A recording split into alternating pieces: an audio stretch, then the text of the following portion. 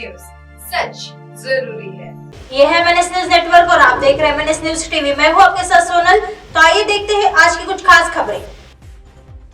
अडानी मुद्दे पर भी अलग थलग पड़ी कांग्रेस। राहुल गांधी के बयानों से शरद पवार भी सहमत नहीं। महाराष्ट्र में कांग्रेस की सहयोगी राष्ट्रवादी कांग्रेस पार्टी एनसीपी प्रमुख शरद पवार जी ने अडानी मामले पर विपक्ष के नेताओं से हटकर राय दी है। शरद पवार ने शुक्रवार यानी 7 अप्रैल को दिए एक इंटरव्यू में कहा है कि उनका मानना है कि अडानी समूह को अज्ञात संस्थाओं द्वारा निशाना बनाया जा रहा है। यही नहीं, शरद पवार ने अडानी को टारगेट कर रही इन संस्थानों के इरादों पर भी सवाल उठाए।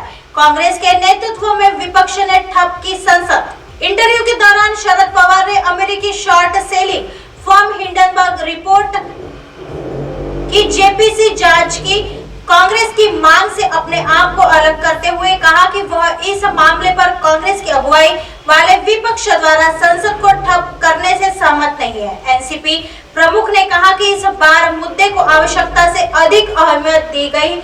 जो मुद्दे उठाए गए, किसने उठाए? बयान देने वाले इन लोगों हिंडनबर्ग के संबंध में हमने कभी नहीं सुना। उनकी पृष्ठभूमि क्या है?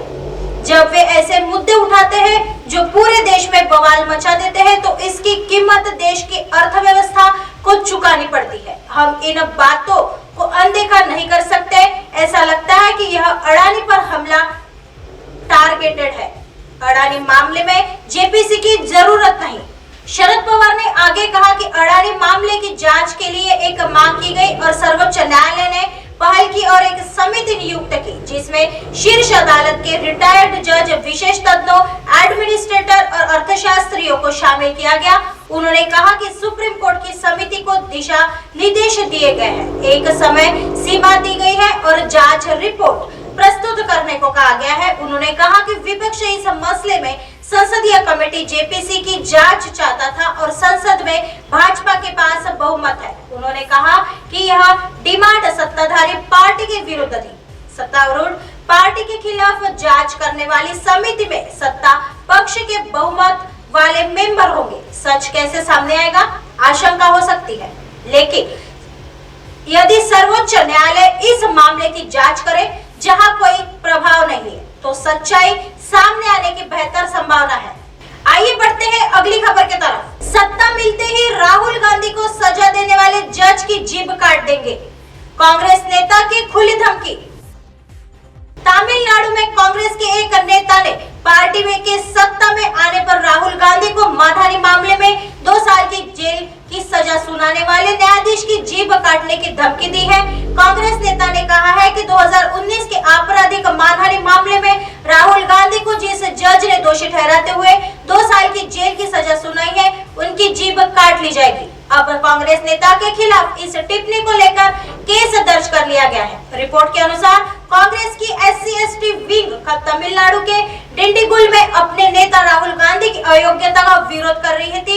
इस दौरान पार्टी के जिला प्रमुख मणिकंदन ने कहा कि 23 मार्च को सूरत कोर्ट के जज ने हमारे नेता राहुल गांधी को 2 साल की जेल की सजा सुनाई। सुनिए, जस्टिस H वर्मा, जब कांग्रेस में सत्ता आएगी हम आपकी जीभ काट देंगे।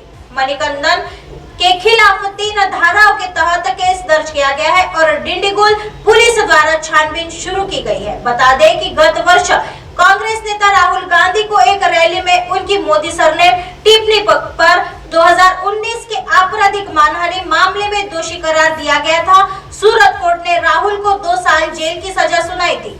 आइए बढ़ते हैं अगली खबर की तरफ। छावनी में तब्दील हुई चेन्नई, 22,000 जवान तैनात। आज पीएम मोदी देंगे सौगात। पीएम नरेंद्र मोदी जी आज यानी शनिवार 8 अप्रैल को चेन्नई दौरे पर आ रहे हैं। इस दौरान पीएम मोदी 2437 करोड़ रुपए के खर्च से बनाया गया अत्याधुनिक एकीकृत टर्मिनल भवन का उद्घाटन करेंगे। इसके साथ कई अन्य बुनियादी ढांचा परियोजनाओं का भी शिलान्यास करेंगे। पीएम मोदी के इस दौरे के मद्देनजर सुरक्षा के पुख्ता प्रबंध किए गए। पीएम मोदी 8 और 9 अप्रैल को चेन्नई के दौरे पर रहेंगे। ऐसे में ग्रेटर चेन्नई पुलिस ने शहर में सुरक्षा कड़ी कर दी है और ड्रोन उड़ाने पर भी पाबंदी लगा दी है।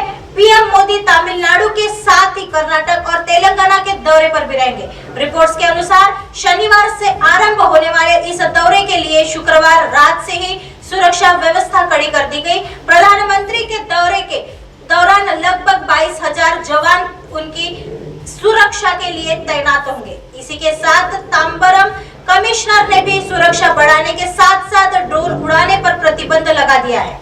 उनकी यात्रा के शेड्यूल के अनुसार पीएम मोदी सबसे पहले चेन्नई हवा अड्डे में इंटीग्रेटेड टर्मिनल भवन का उद्घाटन करेंगे। इसके बाद वह एमजीआर सेंट्रल रेलवे स्टेशन पर वंदे भारत ट्रेन का उद्घाटन करेंगे।